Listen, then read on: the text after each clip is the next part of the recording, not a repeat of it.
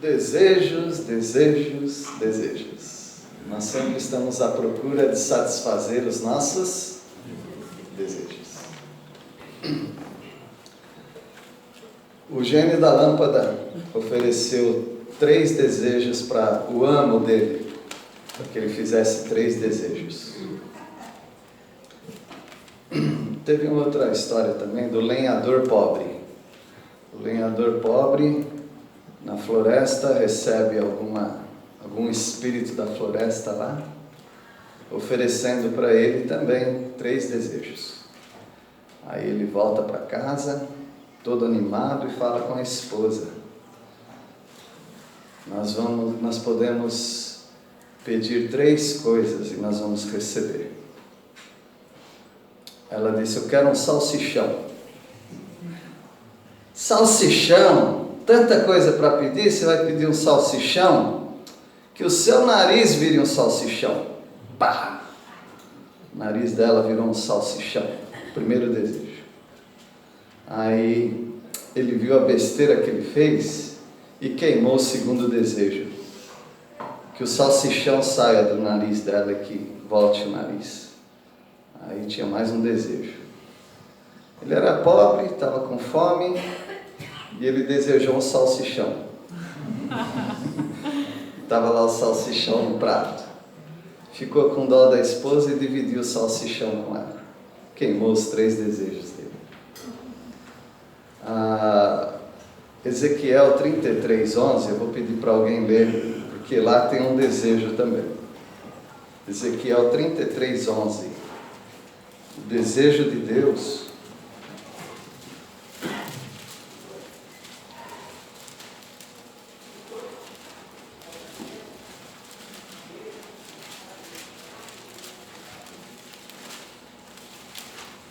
Ainda estamos ouvindo barulhinho de folha na igreja, né? Quem sabe um dia acaba esse barulhinho aí, só fica o plim-plim-plim do celular. Mas ainda tem uns aí que gostam do cheirinho de bolor, né? Pode ler? Ezequiel 33:11. Diga a eles: tão certo como eu sou o Deus vivo, não tenho prazer na morte dos perversos. Quero que eles se arrependam dos seus maus caminhos e vivam. Deem meia volta, voltem dos seus maus caminhos. Por que morrer, Israel? Esse é o desejo de Deus, de ver as pessoas salvas, arrependidas, resgatadas. Esse é o desejo de Deus. Em Romanos 9:3, o apóstolo Paulo, ele diz que ele desejaria, ele não desejava propriamente porque não era possível, mas se fosse possível, ele desejaria ser um anátema, um amaldiçoado de Deus, para que os compatriotas judeus fossem salvos. Esse era o desejo de Paulo. É o desejo do coração de Deus também. Em 1 Timóteo 2, versículo 4, nós encontramos o desejo de Deus ali também. Deus deseja que todos sejam salvos e que cheguem ao pleno conhecimento da verdade. Então, o gênio da lâmpada fica com você a história, o nariz de salsichão também fica com você a história, mas eu quero pegar para mim o desejo de Deus. Deus não deseja a morte do pecador, Ele deseja a salvação de todos os pecadores. O apóstolo Paulo desejava insistentemente a salvação dos seus compatriotas. E Deus quer que todos cheguem ao conhecimento da plena verdade. Isso não vai acontecer, tá bom? Isso não tem acontecido e não vai acontecer. Mas são desejos. Se Deus fosse um Deus que decretasse a salvação das pessoas, então Ele nem precisaria desejar isso, porque isso realmente aconteceria. Mas a salvação das pessoas é um desejo de Deus, não um decreto. Por que isso? de uma maneira que nós não podemos explicar, exceto de que Deus quer dar escolha para as pessoas. As pessoas são salvas à medida que elas conhecem e obedecem ao Evangelho. Deus não força as pessoas a serem salvas, mas Ele deseja isso. Então, falando de uma maneira bem humana, tentando transpor esse sentimento humano para descrever o nosso Deus, de certa forma, Ele fica frustrado porque mais pessoas não são salvas. E por que as pessoas não são salvas? Evidentemente porque elas ou rejeitam ou não têm conhecimento. E aqui entra uma parte importante. O fato delas rejeitarem não diz respeito a nós, mas o fato delas não conhecerem diz respeito a nós. Então, no capítulo 8 de Atos, Filipe prega para os samaritanos, depois ele prega, antes e depois, ele prega para o etíope. No capítulo 9, o próprio Jesus alcança Saulo, que é alcançado por Judas e Ananias e acolhido por Barnabé e os discípulos. E agora nós vamos ver no capítulo 10, Pedro alcançando um oficial romano, um centurião. Se é 100, é porque ele cuidava de 100 soldados. Então era um homem esperto, um homem com autoridade, um homem que tinha uma grande responsabilidade diante do governo romano. E esse homem, ele vai ser alcançado. Deus quer alcançá-lo, porque Deus quer alcançar todos. Deus não quer alcançar alguns, Ele quer alcançar todos. E esses são os desejos insistentes de Deus. Alcançar os perdidos, a fim de eles serem salvos. Este é o desejo de Deus. O desejo de Deus também é alcançar os crentes, a fim de eles se tornarem testemunhas para os perdidos. Esse é o desejo de Deus, insistente. E outro desejo insistente de Deus é alcançar os novos convertidos, a fim deles também se tornarem testemunhas para outros. Porque é assim que funciona. Você recebe e você entrega. Você recebeu de graça e você entrega de graça. Alguém foi insistente com você, você é insistente com as outras pessoas. Alguém aproveitou as oportunidades diante de você e você aproveita as oportunidades diante das pessoas. A vida cristã se resume nesse desejo, o desejo insistente de Deus de alcançar os perdidos. A vida cristã para muitos crentes se resume no desejo de possuir coisas, de aumentar seus bens, aumentar os seus talentos e recursos próprios para si próprio e para sua própria família. Mas o desejo insistente de Deus continua. No capítulo 10, nós vamos ver no versículo 1, logo no versículo 1, um temente a Deus. Temente a Deus é um dos 3 termos que havia nessa época em relação à religião dos judeus. Havia 3 termos. Primeiro, judeu. Judeu é aquele que é nascido judeu. Ele não fez nada para se tornar um judeu. Ele nasceu judeu. Ele nasceu dentro das promessas de Deus. Então esse judeu, assim que ele nascia, ao 8º dia ele era circuncidado, como uma demonstração de que ele pertence a Deus. A mãe dele tinha que fazer uma purificação durante, depende se era homem ou mulher, tá? se era um menino ou menina, ela tinha que se purificar 20 dias, 40 dias. Aos 12 anos, muito provavelmente, ele fazia parte de um compromisso diante de Deus, que atualmente eles chamam de Bar Mitzvah. Bar quer dizer boteco. Não. Bar quer dizer filho.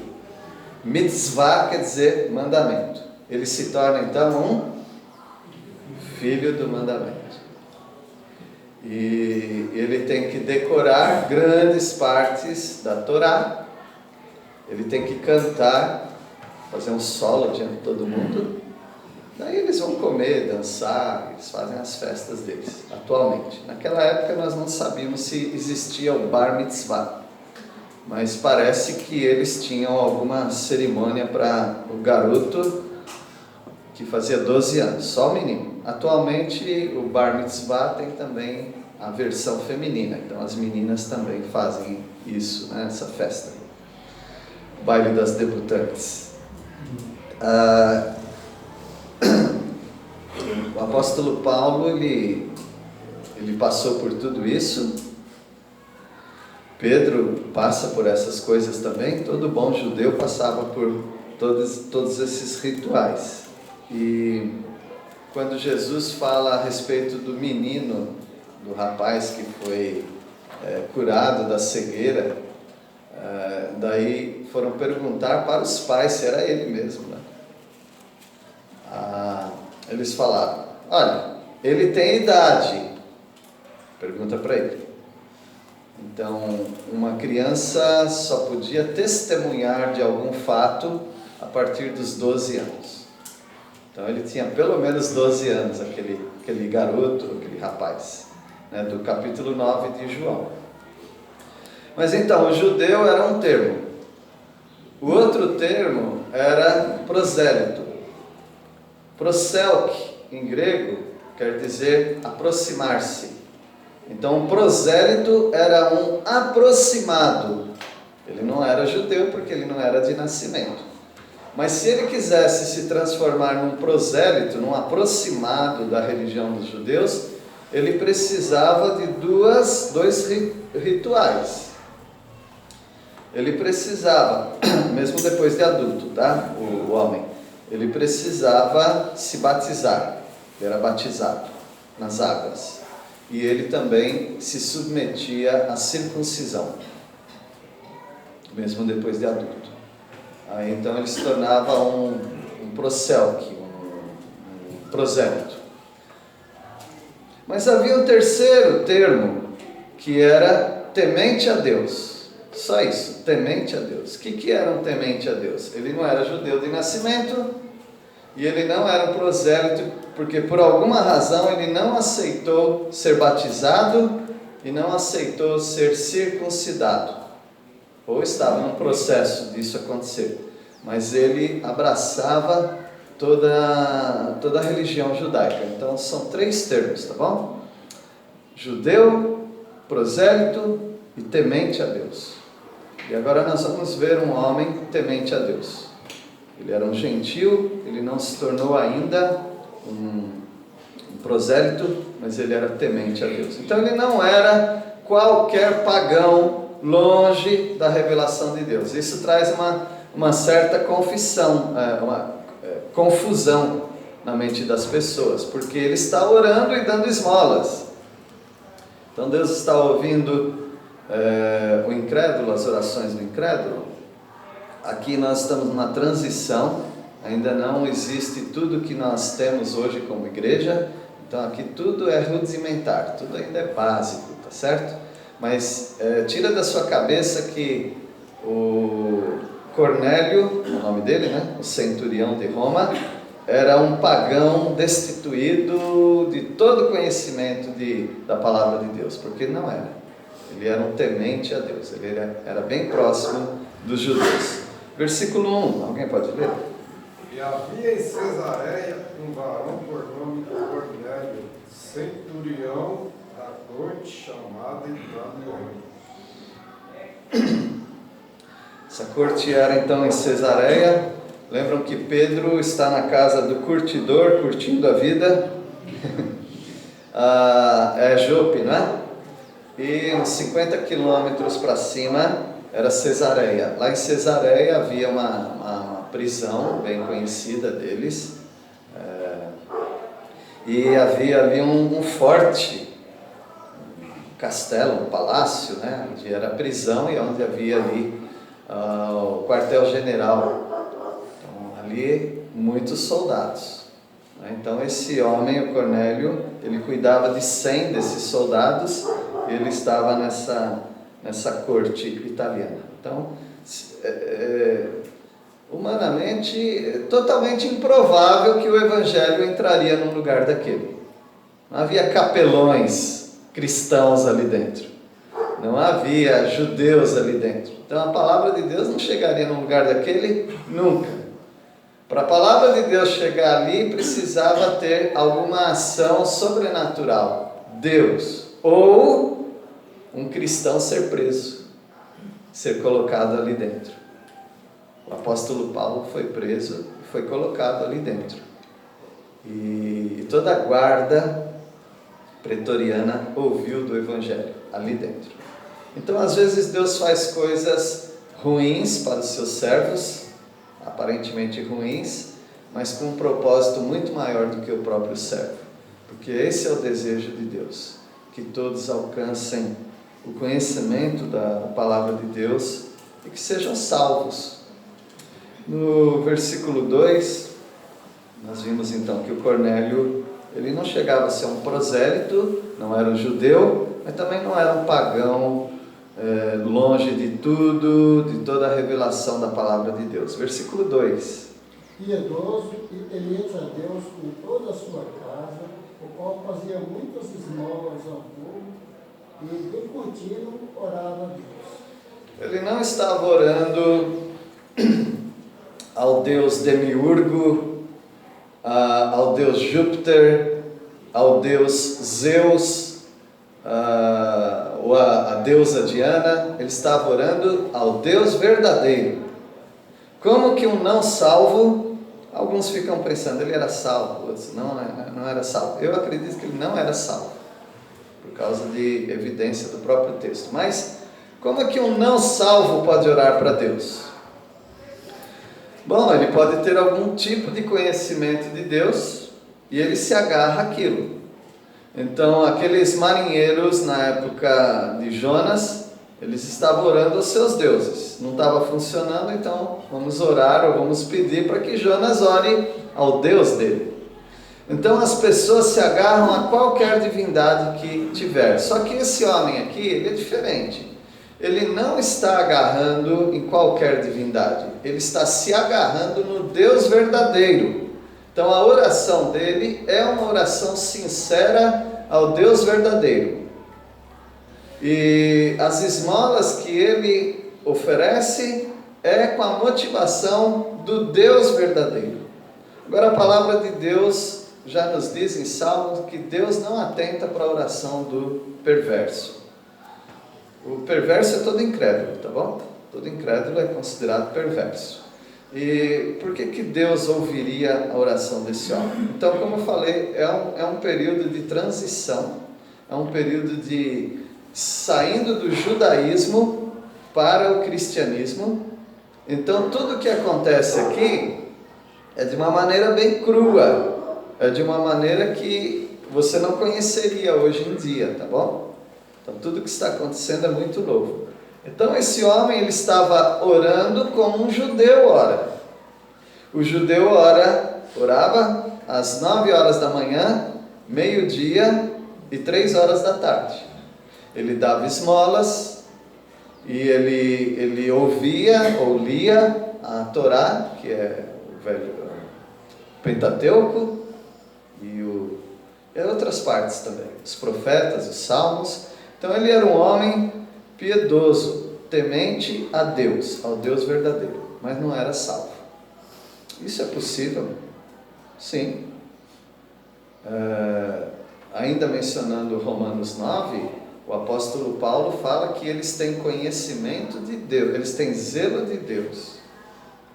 Eles têm muito zelo de Deus, mas sem conhecimento. Eles não têm o conhecimento profundo que você tem, de que a salvação não é por obras. Eles não têm todo o conhecimento da salvação em Cristo, como Cornélio não tinha. Cornélio não tinha conhecimento que o Espírito Santo desce sobre os crentes.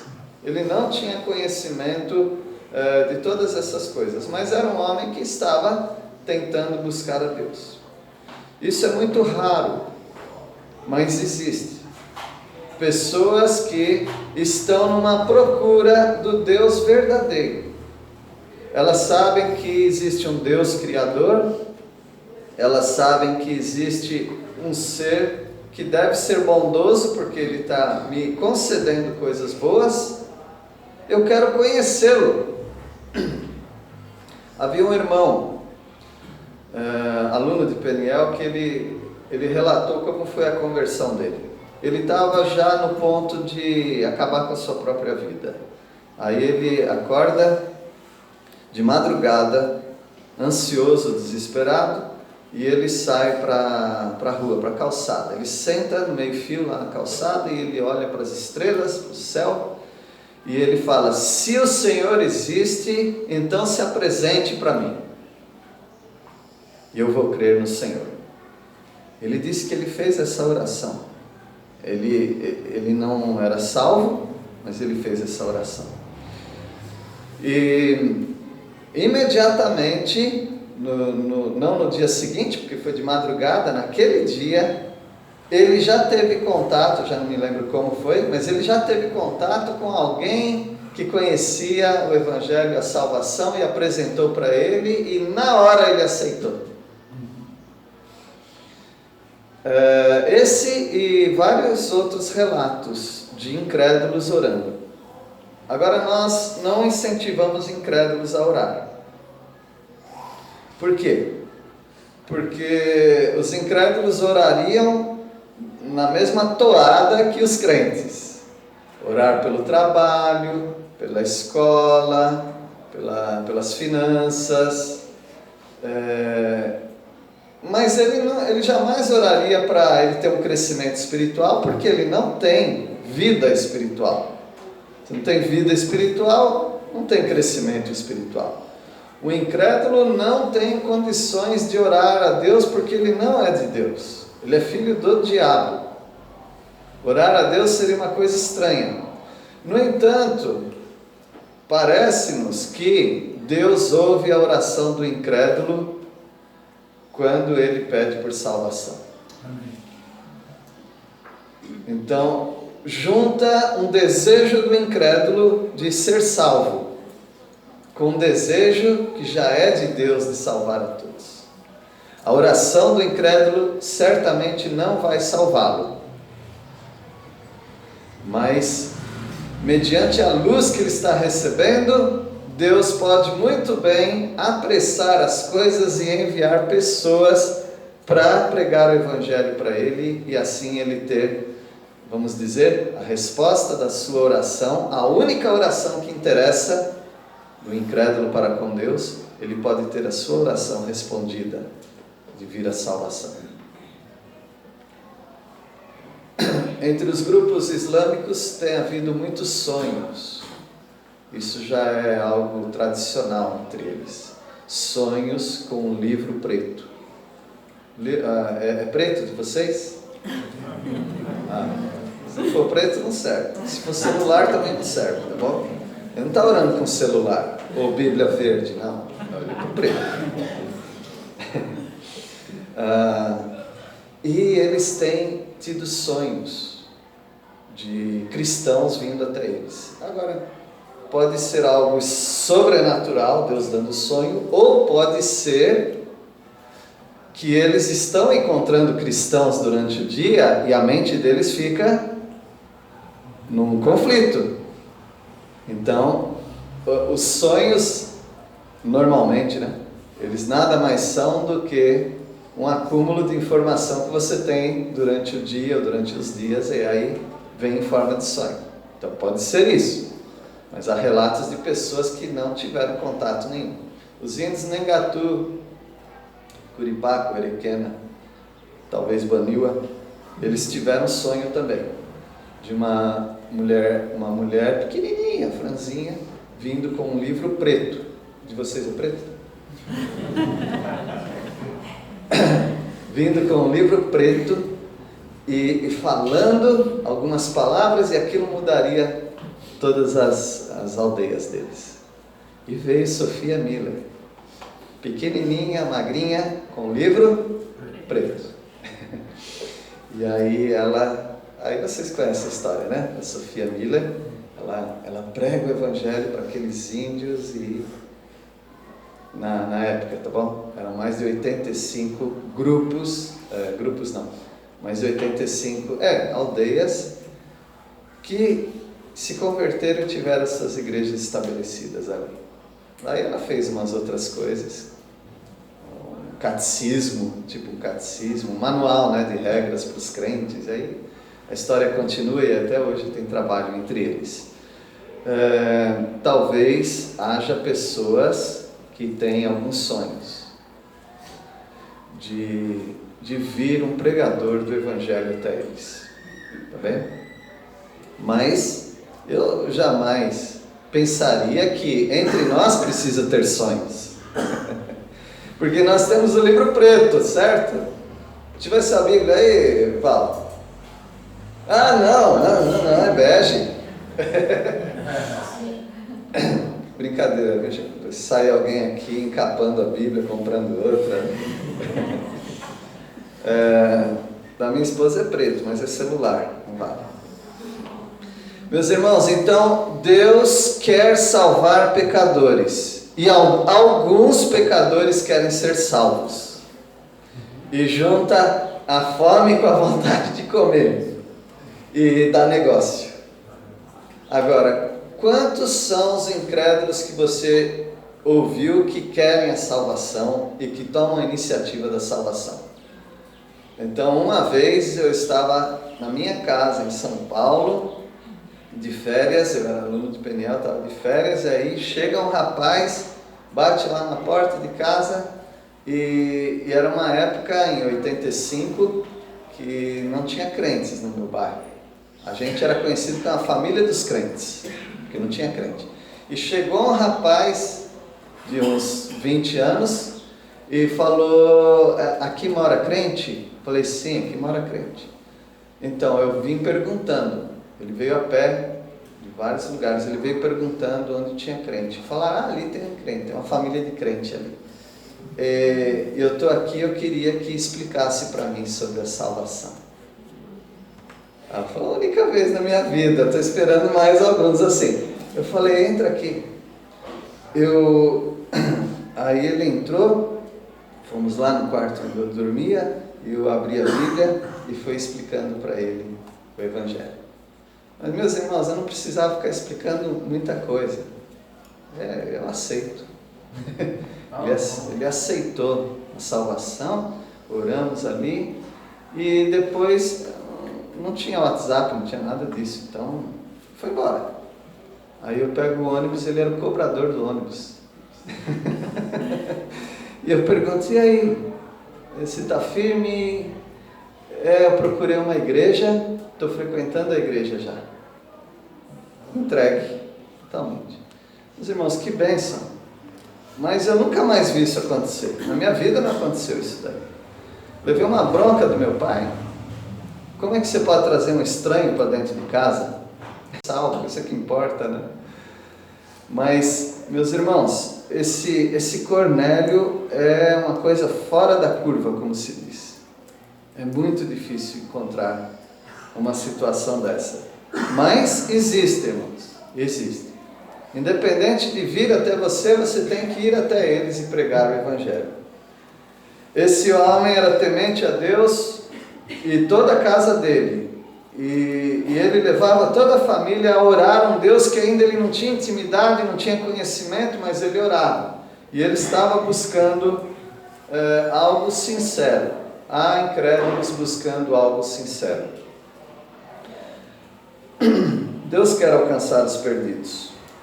E parece, eu não tenho certeza disso, tá bom? Mas parece que Deus quer alcançar com especialidade aqueles que querem conhecê-lo. Me parece que Deus vai dar uma prioridade a essas pessoas, mas também eu não tenho certeza disso que eu estou falando, tá? Versículo 3, alguém pode ler? E este era quase a 9ª hora do dia, viu claramente uma visão de um anjo de Deus, que se dirigia para ele e dizia: Cornélio. Hora 9 é meio-dia? Estou perguntando para os irmãos. 3 horas. 3 horas. Então esse homem, era claro, né? E esse homem recebe essa visão. E um anjo de Deus veio até ele. Agora ele é um homem, não é prosélito, ele não temente a Deus. Ele não estava muito por dentro dessas coisas de anjo aparecendo. Isso é uma coisa mais dos judeus propriamente. Mas ele recebe um anjo. E o anjo fala para ele algo, né? Então, veja, esse homem é temente a Deus. Ele ora, ele faz as coisas boas da religião dos judeus. E Deus está vendo que esse homem quer conhecê-lo. Deus conhece o coração. Agora, se houvesse um povo todo buscando Deus verdadeiro, muito provavelmente, se não com toda certeza, Deus iria até aquele povo. Mas cadê esse povo? Todos a uma se extraviaram. Não há quem busque a Deus, nenhum sequer. Então as pessoas precisam ficar meio saturadas das coisas de Deus para que elas tenham algum interesse no dia mau.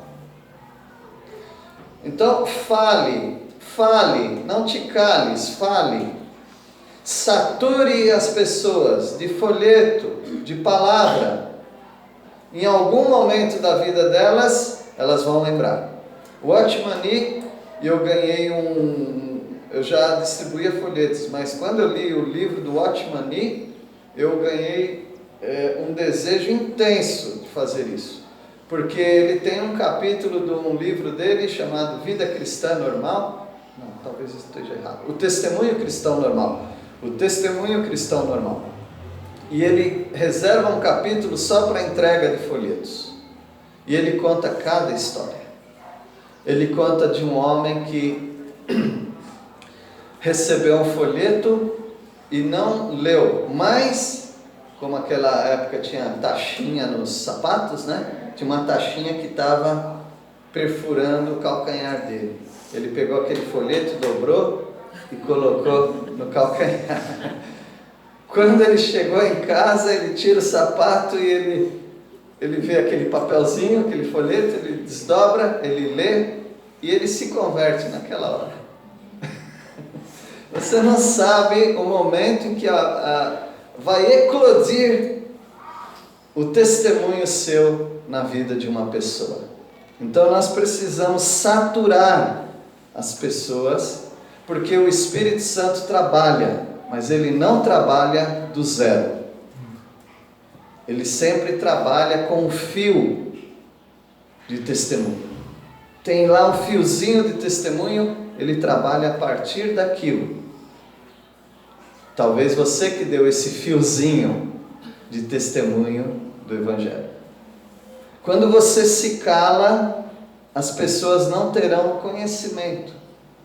Elas não terão lembrança. Ou um doido um dia falou comigo.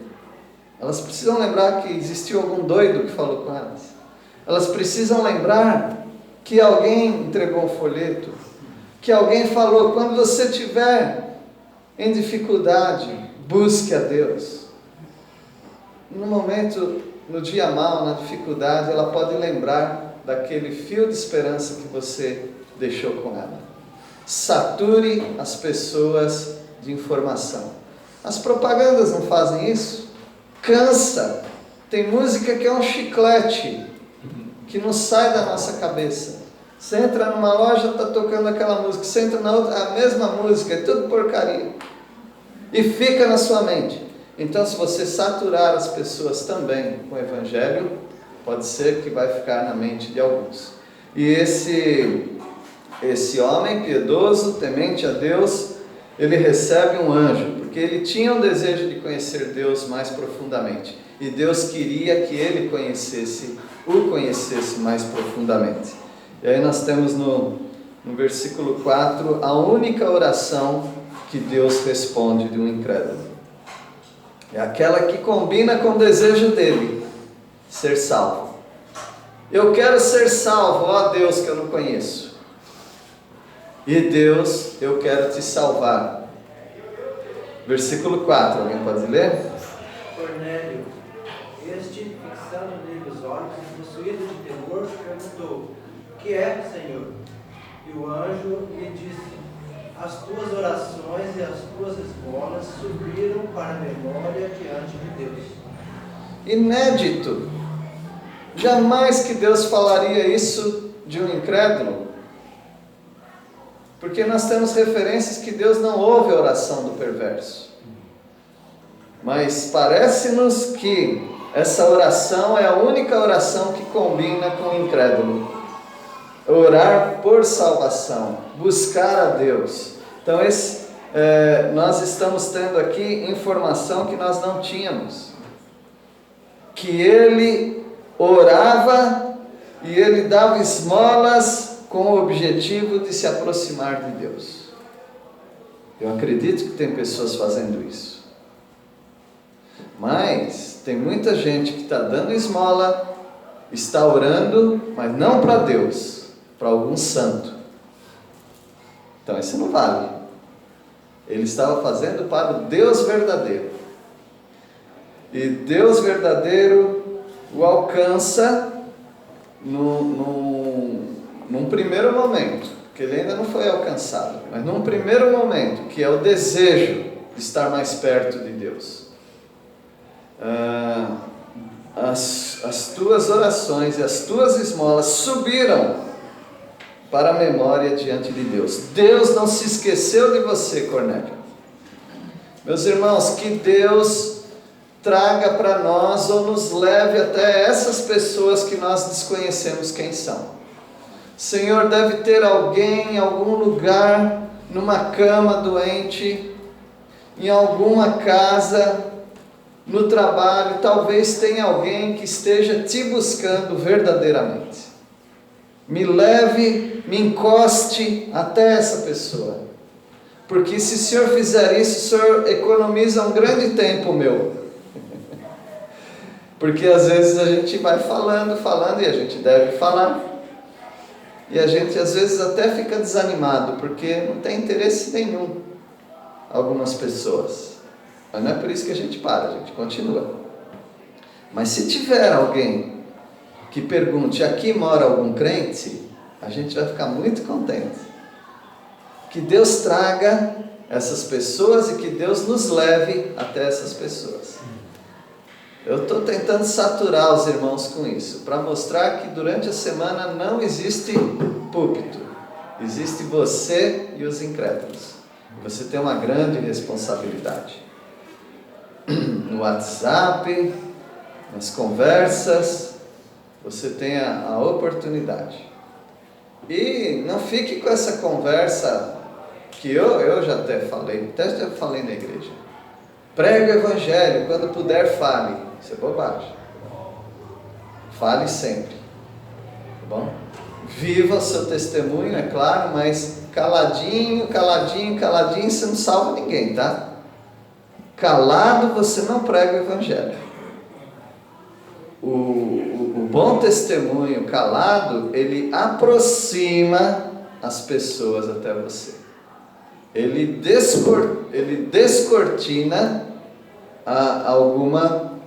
algum bloqueio que tem para chegar até um crente. Mas depois é com você. Você tem que falar. Alguém já mostrou para você o caminho para chegar até o céu? Na Bíblia? Não. Então eu posso? Pode. Eu tenho 2 más notícias e 2 boas. Aí você vai falando. Mas tem que falar. Versículo 4, que foi lido, né? Agora o versículo 5. Uma coisa importante. Quase sempre, se não sempre mesmo, Deus usa instrumentos humanos para alguém conhecer o Evangelho. Deus quis assim. Deus não salva as pessoas com raio de luz. Saulo foi derrubado do animal com raio de luz, com uma voz. Mas ficou aí? Ele teve que ser levado até a casa de um certo Ananias. Deus sempre usa instrumentos humanos. Então a sua oração é importante, mas não pense que abençoa que ele seja salvo, em nome de Jesus, amém, e agora ele já está salvo. Não, Deus usa instrumentos humanos para alcançar as pessoas. E você é um instrumento humano nas mãos de Deus. Ele quer usar a sua vida. Versículo 5. Agora envia mensageiros a Jope e manda chamar Simão, tem o sobrenome Pedro. Instrumento humano. O anjo vem até Cornélio, agora o anjo fala, manda aí uns empregados, você é dono de 100, né? Manda um deles aí, mensageiros, e vai até a casa de Simão. Mas cuidado, que lá são 2 Simãos, tá? Tem o Simão curtidor e o outro é o Simão Pedro. Manda falar com Simão Pedro. E aí ele vai vir até aqui. Deus usando instrumentos humanos. Versículo 6. Ele está hospedado na casa de outro Simão, um curtidor de couros que mora na beira do mar. Então vai até lá. Então veja, tinha que andar uns 50 quilômetros, vezes 2, porque tem a volta, 100 quilômetros, para ir buscar Pedro e chegar até a casa deles. Por que Deus não o salva? Já está tudo na mão mesmo, né? Ele ora, ele dá esmolas, o anjo já veio. Por que o anjo já não expõe lá o Evangelho e ele é salvo? Porque Deus não quer usar anjos, Deus quer usar você. Deus quer usar instrumentos humanos. Porque Deus trabalha em 2 vias. Deus está trabalhando no incrédulo para ouvir, e Deus está trabalhando na vida do crente para servir. É um grande privilégio, é uma honra acontecer isso. Deus quer usar a sua vida. No versículo 7, você vai ver que alguns poucos incrédulos tomam essa iniciativa de ir até você. Louvado seja Deus quando isso acontece. Mas são pouquíssimos. Essa iniciativa de alguém ouvir um hino e entrou na igreja e se converteu, ou alguém que quis conversar com algum crente, alguém que estava numa dificuldade, isso acontece, diariamente acontece. Mas talvez com você não é tão raro, não seja tão comum acontecer isso. Então você precisa criar oportunidades. Crie oportunidades. Diariamente você está encontrando, esbarrando com alguém, e você pode trocar algumas palavrinhas. Você pode deixar um testemunho. Versículo 7. Porque, retirando-se o anjo que lhe falava, chamou 2 de seus criados, e a um piedoso soldado dos que estavam no seu serviço. Então o anjo se retira, e aí ele chama lá 2 empregados, e ele chama também um soldado, né? Piedoso. Então veja que esse homem é um evangelista antes de se converter. Não tem incrédulos que são assim? Tem incrédulos que levam outros para perto de Deus sem ele mesmo ser um convertido. Tem incrédulos que levam a família toda. E esse homem, ele está levando toda a família dele e também os soldados dele para serem piedosos diante de Deus. E o versículo 8. E havendo-lhes contado tudo, enviou-os a Jope. E deu mais motivação para esses empregados que também eram piedosos, né? Olha, Eu estou servindo a Deus, buscando a Deus, estou ensinando vocês. Todos nós queremos Deus, mas a gente não conhece muito a Deus. Mas um anjo apareceu para mim. E o anjo falou para a gente buscar Pedro. E Pedro vai vir aqui e vai explicar para nós o caminho da salvação. Então eu imagino que eles saíram dali muito motivados com esse serviço que eles tinham que prestar para o Senhor deles. Meus irmãos, e agora eu quero falar com as irmãs, tá? As irmãs. Eu sei que vocês têm poucas oportunidades. Você que sempre fala para o marido, vai lá comprar 1 quilo de farinha para mim. Então, você está sempre jogando o marido para o mundo. E é ele que está tendo as oportunidades. Você está lá em casa, talvez achando, o pastor falou, tudo muito bonito, mas eu não tenho essa oportunidade, porque eu estou sempre em casa. Eu tenho crianças para cuidar, eu tenho casa para cuidar. Eu não sei como, mas Deus também pode dar oportunidade para vocês. Alguém que chega até o portão da casa, né? Porque vocês recebem muitas pessoas, né? Vocês têm as oportunidades de falar com seus familiares por internet.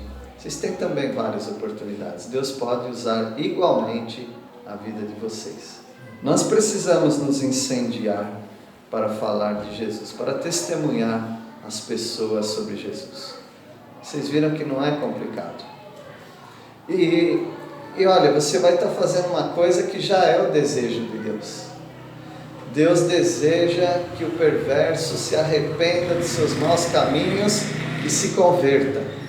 Deus quer que as pessoas cheguem ao pleno conhecimento da verdade. Esse já é o desejo de Deus. Então você já sai nessa empreitada um vencedor, porque você está fazendo aquilo que Deus quer. Agora, as oportunidades que surgirão é com Deus. Você só vai criando e aproveitando, as oportunidades que chegam até você. Algo importante, ore. Se você ora por alguma coisa que Deus quer fazer, Ele vai querer responder. Senhor, dá-me alguém para pregar o Evangelho. Eu sou tímido, ou eu sou muito ocupado, mas eu sei que o Senhor pode usar a minha vida. Deus pode te enviar alguém, ou pode te colocar numa situação onde você vai falar com alguém. Deus os abençoe, fiquem animados nesse propósito, porque toda a Bíblia mostra os desejos de Deus. O desejo de Deus é alcançar o pecador. Só que Ele quer alcançar você também, para que alcance os pecadores. Vamos orar. Graças te damos, Senhor, porque os testemunhos que temos na Tua Palavra indicam que nós precisamos nos movimentar. E pedimos a Deus que o Senhor envie pessoas até nós que estejam desejosas de ouvir da salvação. Envie-nos até essas pessoas. Ajuda-nos, ó Pai, com criatividade, a criar oportunidades para que esse diálogo aconteça. E pedimos a Deus porque sabemos que esse é o Teu desejo e o Senhor vai responder às nossas orações. Oramos em nome de Jesus. Amém.